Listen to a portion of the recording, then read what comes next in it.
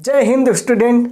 आज हम स्वर के बारे में पढ़ेंगे। पिछले वीडियो में भी हम स्वर के बारे में पढ़ चुके हैं, लेकिन व्यंजन पढ़ने से पहले हमें स्वर के बारे में और एक खास जानकारी देना है, और वो है स्वर की मात्राएं। स्वर की मात्राएं क्या होती है, इस वीडियो में हम ये जानेंगे।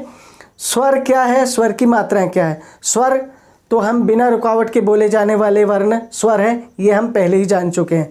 लेकिन स्वर की मात्रा क्या होती है,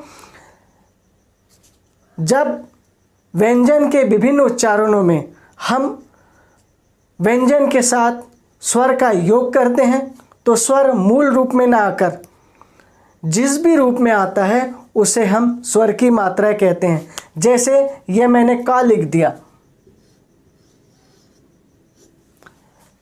का ये फुल का है, हलंत वाला का इसका मूल रूप है, ये असल रूप है हलंत वाला का।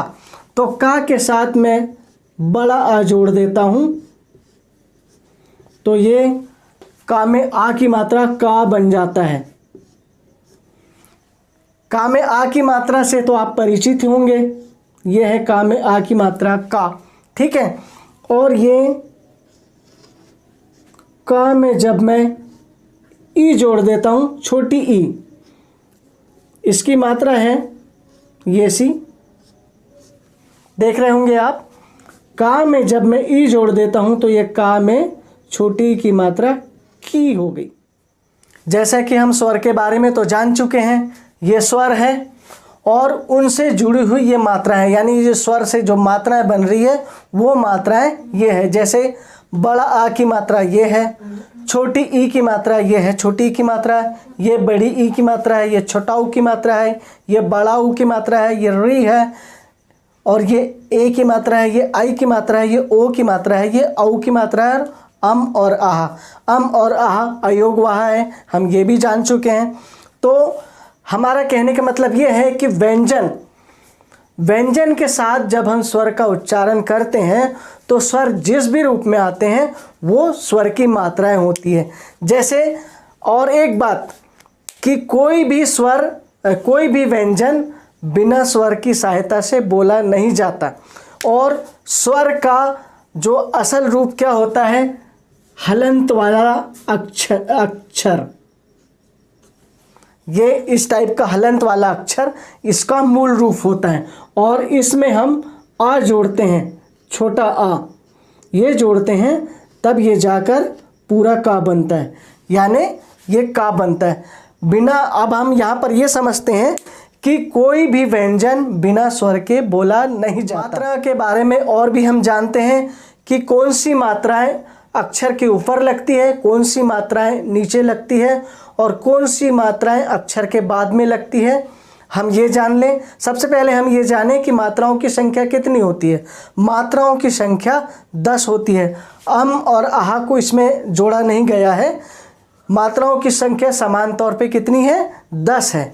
और कितनी मात्राएं ऊपर लगाई जाती है, जैसे कि ये दिख रहा है 1 2 3 4 5 6, 6 मात्राएं अक्षरों के ऊपर लगाई जाती है, और 1 2 3 मात्राएं जो है अक्षरों के नीचे लगाई जाती है। जैसे छोटा ऊ की मात्रा, बड़ा ऊ की मात्रा और री, ये काय में लगाई जाती है, अक्षर के नीचे लगाई जाती है।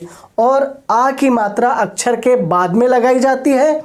और एक विशेष बात ध्यान देने योग्य है, वो हमें वर्ण विच्छेद में बहुत ही काम में आएगी, वो ये है कि छोटी ई की मात्रा। सारी मात्राओं में छोटी की मात्रा ही एक ऐसी है जो अक्षर के पहले लगाई जाती है, लेकिन उच्चारण अक्षर के बाद होता है। जैसे ये छोटी की मात्रा मैं का के साथ लगा रहा हूँ तो ये छोटा की बन रहा है। की मैं बोल रहा हूँ, लेकिन की और मात्रा बाद में बोल रहा हूँ, लेकिन यहाँ लगी क्या है, अक्षर के पहले लगी है, लेकिन मात्रा बोल कब रहा हूँ मैं, बाद में बोल रहा हूँ। ये विशेष तौर पे आपको याद रखना है। और अम और आहा अयोग वहा है, ये तो आप जानते ही होंगे। व्यंजन पढ़ते हैं। व्यंजन क्या है, स्वर की सहायता से बोले जाने वाले वर्ण को हम व्यंजन कहते हैं, और कोई भी व्यंजन बिना स्वर की सहायता से बोला ही नहीं जा सकता। और हर एक व्यंजन जो है वो अधूरा होता है। यानी अधूरा क्या होता है? हलंत वाला रूप। ये जो स्वर हो, जो व्यंजन होगा उसका असल रूप जो होगा हलंत वाला, जो मेन रूप होगा वो हलंत वाला होगा, और उसमें हम आ जोड़ते हैं तब ये पूरा का बनता है। इस बात से ये साबित होता है कि कोई भी व्यंजन बिना स्वर की सहायता से बोला नहीं जाता। व्यंजन किसे कहते हैं? ऐसा वर्ण जो स्वर की सहायता से बोले जाए उसे हम व्यंजन कहते हैं। व्यंजन स्वर की सहायता से बोले जाते हैं। अब व्यंजन की संख्या कितनी मानी गई है? व्यंजन की संख्या परंपरागत रूप से, मेरी बात को ध्यान रखिए, परंपरागत रूप से व्यंजन की संख्या कितनी मानी गई है? 33 यानी 33 मानी गई है। परंपरागत रूप से व्यंजनों की संख्या कितनी मानी गई है? 33 मानी गई है। और उसमें हम द्विगुण को मिला देते हैं। द्विगुण व्यंजन क्या है? ड़, अड़ा। इसका उच्चारण हम ढंग से नहीं कर पाते, तो ये द्विगुण व्यंजन है। इनकी संख्या 2 है और ये इसको मिलाने से हमारी व्यंजनों की संख्या 35 हो जाती है। और 4 इसमें संयुक्त व्यंजन क्या है? छ, त्र, क्य और श्र। ये 4 संयुक्त व्यंजन है। 4 संयुक्त व्यंजनों को मिलाने से हमारे व्यंजनों की संख्या कितनी हो जाएगी? अब 39। तो व्यंजनों की संख्या कितनी है? 39। लेकिन परंपरागत रूप से कितनी है? 33। द्विगुण व्यंजन को मिलाने से इनकी संख्या कितनी हो जाएगी? 35 हो जाएगी। और संयुक्त व्यंजन को मिलाने से हमारे व्यंजनों की संख्या कितनी हो जाएगी? 39 हो जाएगी। तो हमने व्यंजन के रूप में अभी सरसरी निगाह से पढ़ा, सिर्फ इतना ही पढ़ा। हम विस्तार से अगले वीडियो में पढ़ेंगे।